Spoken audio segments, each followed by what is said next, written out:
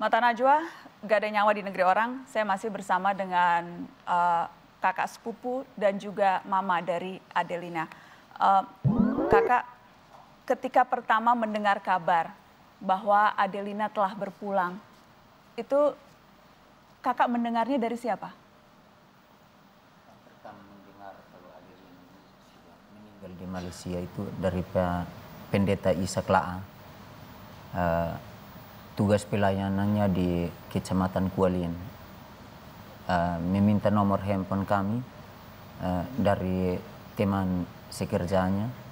Kebetulan teman sekerja dari Pak Pendeta Ishak La'a pernah bertugas di Desa Abi.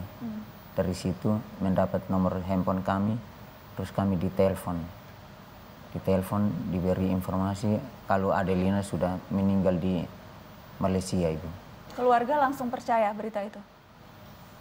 Ketika mendengar pertama, keluarga belum percaya karena nama tetap Adelina Jemira tapi marganya berubah.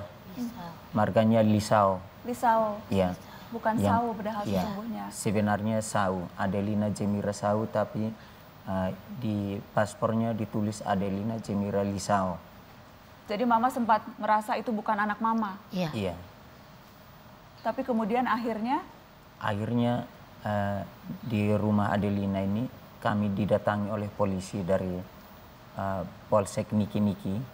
Ada yang membawa foto Adelina itu yang mungkin karena sudah termuat di media-media, dari anggota polisi membawa foto. Foto apa itu? Foto dari paspor Foto Adelina. Paspor Adelina, iya. Ditunjukkan ke mama? Iya. Baru kemudian keluarga mengenali ini memang Adelina? Iya. Keluarga apakah juga diberitahu apa persisnya yang terjadi yang menimpa Adelina selama di Malaysia? Apakah keluarga tahu ceritanya? Keluarga sampai sekarang belum tahu, belum pasti kalau Adelina ini salahnya apa sampai harus disiksa di Malaysia sampai dia harus mati. Tidak tahu Adelina punya salahnya apa. Tidak tahu sama sekali? Iya. Sampai sekarang pun keluarga tidak tahu? Iya. Tetapi keluarga tahu bahwa sekarang ada proses hukum yang berlangsung, baik di Indonesia sudah ada beberapa yang ditangkap, kemudian di Malaysia juga majikannya sudah ditangkap. Keluarga sudah mendapat informasi itu?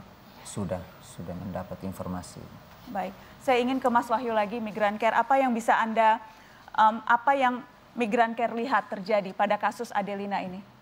Ya, kasus Adelina ini adalah kasus human trafficking ya, yang saya kira memang trennya sangat tinggi di Nusa Tenggara Timur. Saya pernah di kampung halaman Adelina di TTS. Saya memang pernah juga bertemu dengan korban. Jadi korban masih usia 14 tahun, dijemput di sekolah, langsung dibawa, baru sebulan 2 bulan kemudian keluarga dikasih uang. Jadi posisi keluarga juga sangat tidak setara seperti itu. Juga kadang-kadang ada dalam jebakan utang. Gitu. Misalnya dalam kasus Adelin juga kerancuan-kerancuan, kejanggalan-kejanggalan itu kelihatan. Paspor dibuat di Batam, kemudian di Blitar, kemudian dikatakan bahwa dia asal pertama kali waktu kasusnya keluar di koran-koran Malaysia itu berasal dari Medan. Kemudian dikatakan juga berasal dari Atambua, seperti itu. Jadi proses awalnya ini memang sudah bermasalah karena masuk ke trafficking tadi, perdagangan orang tadi. Iya, ini juga sebenarnya memperlihatkan kalau saya menyebut situs-situs tadi Blitar, Medan, Atambua itu adalah jejaring sindikat yang saya kira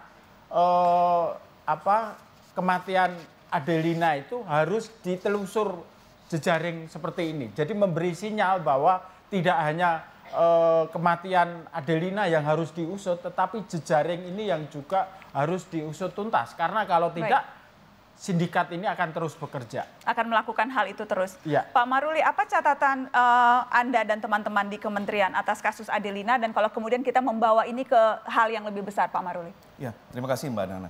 Saya rasa saya pertama-tama ya ikut berduka dan juga memang menyesalkan. Kami dari pihak pemerintah memang seperti yang telah kita beritakan sebelumnya, memang berupaya sekuat tenaga. Effort kita memang sudah sangat seperti yang tadi kita juga ke Misrin itu ya, effortnya saya rasa memang udah extraordinary. Nah khusus untuk yang Adelina ini, memang ini ada TPPO-nya, pemalsuan. Lalu kita memang sudah menyesalkan dan kita juga sebagai negara, kita juga sudah memprotes ini dan juga memang Dubes Malaysia juga sudah bertemu dengan Menteri, kita menyampaikan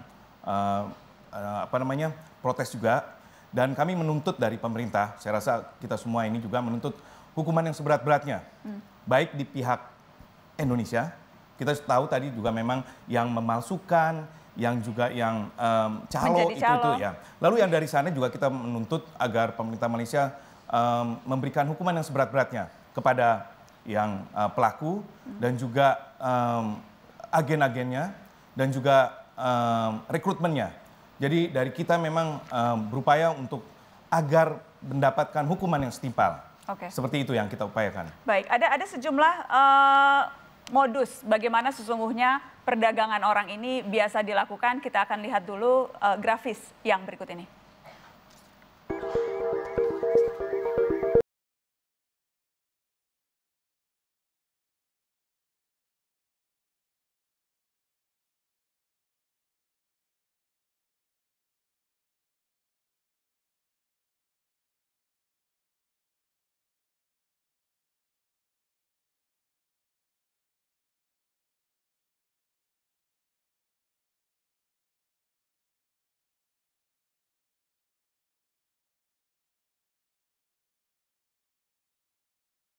Itu modus perdagangan orang, modus bisnis manusia. Mas Wahyu tadi Anda katakan sindikat.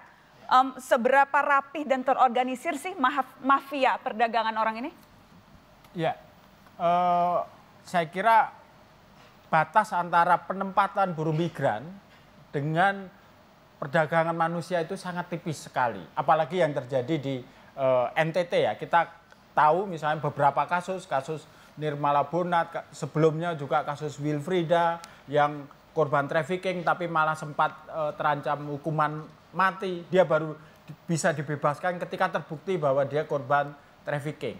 Nah, ini memperlihatkan bahwa ketika kita keliru dalam tata kelola penempatan buruh migran, kita tergelincir pada praktek perdagangan manusia, rekrutmen yang ugal-ugalan. Mereka pakai jalur-jalur yang selama ini dilalui oleh mereka yang melakukan rekrutmen melalui mekanisme resmi, melalui mekanisme PPTKIS. Karena terbukti misalnya minggu-minggu yang lalu tetap ada rekrutmen untuk penempatan ke Timur Tengah. Padahal Timur Tengah sejak tahun 2015 tertutup dan situs-situs yang digunakan adalah BLKN yang itu milik dari PPTKIS gitu.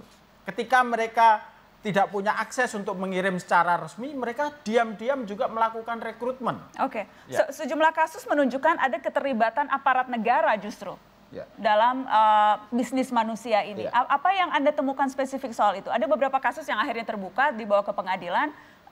Jadi bagaimana seharusnya kita bisa memilah dan memastikan bahwa oknum aparat negara ini bisa betul-betul disterilkan? Mungkinkah itu, Mas Wahyu? Ya, saya kira itu harus di birokrasi yang sangat dekat ya dengan mobilitas manusia, baik terutama ke luar negeri, misalnya di direktorat atau di Kementerian Tenaga Kerja atau di Disnaker. Di NTT sendiri misalnya tahun 2014 Kepala Dinas Tenaga Kerja Kabupaten Kupang ditangkap karena terlibat dalam pemalsuan dokumen 5 anak untuk berangkat ke negara lain gitu. Kita sekarang juga sedang menangani kasus perdagangan manusia ke Malaysia di mana pemilik PTKIS-nya itu punya hubungan dengan pejabat di Kementerian Luar Negeri. Ini kan sangat ironis, itu kementerian-kementerian yang dekat, kementerian-kementerian yang seharusnya punya mandat untuk melindungi mereka, tetapi malah punya intensi untuk keterlibatan mereka dalam tindak pidana. Pak Maruli, ini. bagaimana ini tanggung jawab negara kalau oknum-oknumnya justru malah yang terlibat? Ya, saya rasa prinsipnya kalau negara tetap, ini ada dua, tetap memberikan perlindungan. Pertama begini, tata kelola yang baik. Kita melihatnya ini ada dua hal. Pertama memang di dalam penempatan tenaga kerja ini ada dua hal. Yang pertama adalah tata kelola di dalam negeri. Kita juga sedang membangun untuk menghindari yang seperti tadi, Mbak Nana. Misalnya kita bangun, ini kan kebanyakan kasus ini kebanyakan di desa. Oleh karena itu kita membangun suatu program, suatu kegiatan itu di desa, mulai dari desa. Baik. Misalnya desmigratif, lalu pelayanan terpadu satu atap. Ini juga mengumpulkan semua instansi, jadi tidak ada yang tersembunyi lagi. Ini upaya-upaya bagaimana meminimalisir daripada kasus-kasus tersebut. Jadi banyak memang yang telah kita buat, termasuk yang saya sebut tadi LTSA dan desmigratif, pelayanan dimulai dari desa-desa yang ada di Indonesia. Oke, Kak Ambrisius, khusus untuk kasus Adelina, apa sekarang harapan terbesar keluarga? Apa harapan Mama, harapan Bapak, dan harapan Kak Ambrisius terhadap kasus Adelina ini? Iya, baik.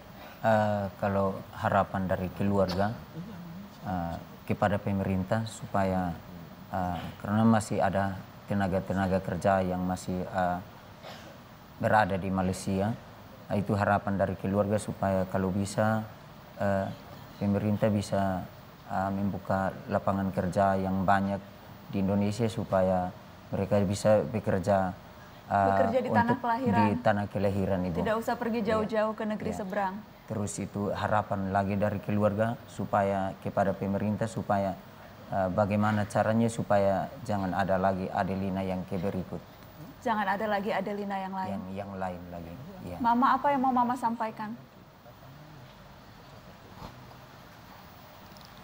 Ada unek-unek di hati Mama, di dada Mama. Mama mau cerita apa? Mau anak.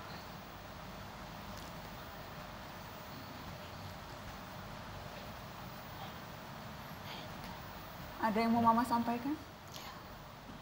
Mau anak. Hanya bilang masih ingat Adelina. Mama masih ingat Ya, Adelina? masih ingat Adelina. Masih ingat-ingat terus? Iya.